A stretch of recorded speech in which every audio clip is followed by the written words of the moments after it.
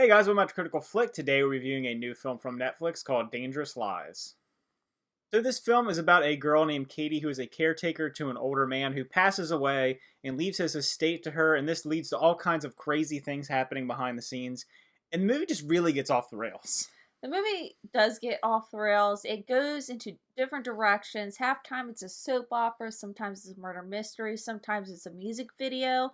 So there's a lot going on in this one. Yeah, I could tell when I first started watching it that this was just one of those Netflix movies. It's a little bit crazy. It's hitting all the lowest common denominators with its audiences. And then I looked up who wrote it and who directed it, and it made a lot of sense. The people that worked on this film have worked on a lot of other movies that were direct-to-TV.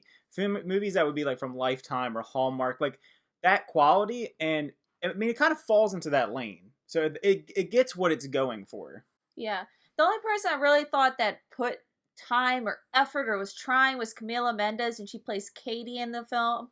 And other than that, the story, the characters, it is just wonky. Yeah, some of the acting is a little bit over the top. Like Noelle said, I think that Camila Mendes gave it a solid effort. She gave it a solid job. And that being said, I think a lot of the characters didn't have the best writing to be like a really hard-hitting story. But it does have its ridiculous twists and turns that it is entertaining on some level to watch it. Similar to watching something on Lifetime. I remember watching movies like this growing up with my mom, where it's like these little twists and turns that don't really make sense, and there's these kind of leaps in logic. But it's just entertaining because it's so ridiculous at times. Yeah, also, Brian brought this up when we were watching it. Camila Mendes' character, Katie, she's kind of like the audience watching the film. Yeah. She has an expression like what's going on the whole time because you honestly have no idea what's going on. Yeah, it's funny because, yeah, like while we were watching it, I'm like, I feel like I'm her right now because there's like this really, really overbearing police detective that is just trying to like really get at her. And she's like, why are you coming after me? Why is this happening? Because it doesn't really make sense. Her motivations are very weak. And she does things that a cop, in my opinion, wouldn't really do. She gets her like bank statements without a warrant. At least they don't show that she gets a warrant. She makes these huge leaps in logic to try and go after this girl for no real reason. Because we're going to go in a little bit of spoilers with this movie. But basically, the police think that there's something up with the death of this old man. And they want to pin it on Katie or her husband. And it's weird why they would even think that. And there's also like no contesting of the will that's there. So like, why is it happening? Yeah, and there's also two type of endings to this movie. Yeah. Where you're like, it has like that gotcha moment, but it's really, you're like, oh man, I saw it coming. Like, it was going to happen. Yeah, and there's kind of two different threads that are happening throughout the movie. So you have the idea of the cops trying to get behind everything. You have this idea of maybe what's happening with her husband, if there's something behind the scenes. And you have something else happening with this fake real estate agent who turns out to be a criminal. And it's just funny because like none of them really ever feel like they're fully resolved. They kind of just all clash at one point and they're like, oh, okay, it's over. There was also kind of strange like editing or directing wise, like the camera. So many weird camera movements in this that were just so over the top in some instances. Yeah, I'm going to be honest. I'm going to give it a little bit of credit because at least they tried some style. There were some stylistic choices that they made in it. It didn't feel like you're just totally throwaway camera cinematography, but at the same time it just feels like a polished Lifetime movie. Like if you took Lifetime movie, gave a little bit more money, a little bit better actors, a little bit more time into it, just it's not to the quality of like a theatrical release or a really well-made film. So one of my biggest issues is actually with the character Adam, who is Katie's husband, played by Jesse Usher. Not that his acting is horrible or anything, but the writing of his character isn't great. And you're made to believe pretty much the whole movie, and even in the preview, that he's a bad guy. Like, there's something going on with him. They make him really unlikable, and, like, he's pretty unlikable. And then at the end of the movie, it's kind of like, oh, well, he was actually doing it all because he's a good guy, and he's trying to help. But it doesn't make any sense. No. And then we don't get this full resolution because I'm grown to not like this character. And then I'm going to spoil it right now, but he dies, and then they're like all really upset that he dies. And you find out literally like a second before he dies that he wasn't a bad guy. So that payoff isn't there. That emotional impact of him dying just didn't hit home with me. And I was like, what? He's just dead now? And okay. And then the movie kind of just wraps up very quickly after that. So the character Hayden in this movie is the real estate agent guy who is actually a criminal who was working with another guy who worked for the older man as a gardener, and he hides the jewels there they heisted from another. So it's like all these like weird intertwining stories, and he doesn't really ever get any development. He's like a bad guy that you know from the minute he's on screen that there's something up with him. It doesn't ever really try to trick you on that. And then he just has this like weird shootout, and his logic is weird. Like, why'd he wait so long to come in there? And they imply that he poisoned the old man, but why'd he do that instead of just taking the stuff and have this whole thing wrapped? It's a very intricate scheme for something that seems to be very simple to pull off. Yes, that whole character development. There's also a lawyer that's involved. Yeah. It's just like this ever-ending plot twist of a movie, It's even fun. to the very end. It's funny because the whole time I thought this was going to be your simple, cheesy movie.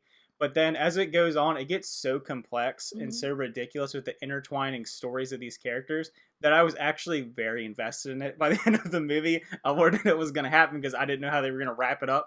I saw that there was like 10 minutes left in the movie. And I'm like, how are they going to, like, there's so many threads that just need to be fixed right now.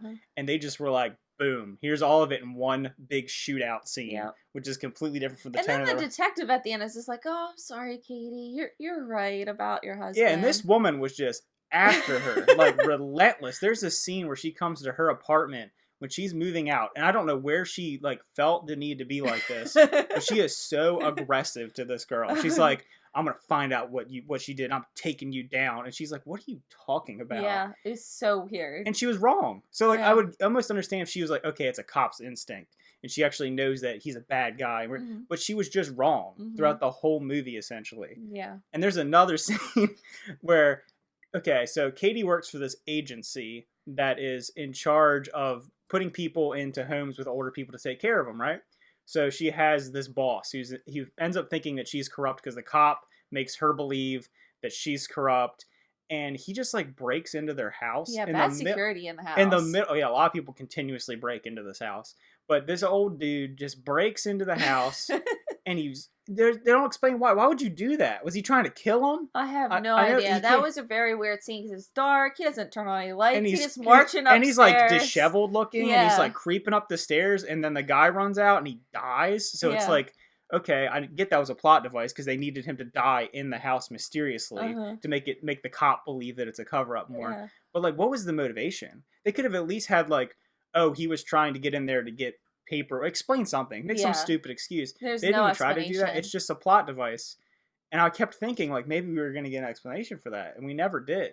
And they do that a couple times in this movie, but I mean, I don't think it's a highfalutin piece where I need to think about these things.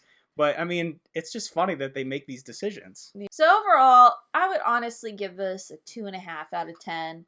It's just, there's not a lot going on with this movie. I like Camila Mendes. She was like the only one I felt like was kind of trying. The story was just very weak on all circumstances, and the plot was just very cheesy. So if I were to rate this movie, I'm going to give it a 3.5 out of 10 because when I started watching it, I was like, I don't like this. I don't like where it's going. It feels like a cheesy movie. And then it just got so ridiculous that I enjoyed it. I was almost so bad it's good quality by the end of the film that I enjoyed how ridiculous things ended up being. And I could just sit there and be like, this is crazy. The whole time the second act plays out.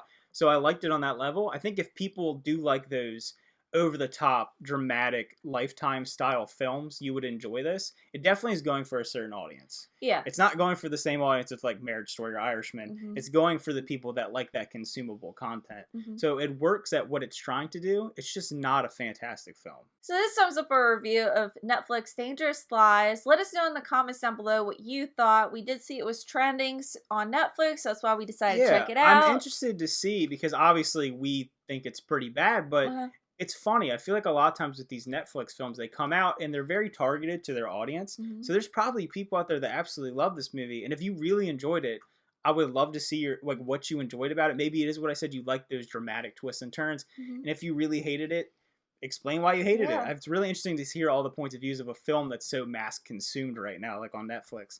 So leave those down below.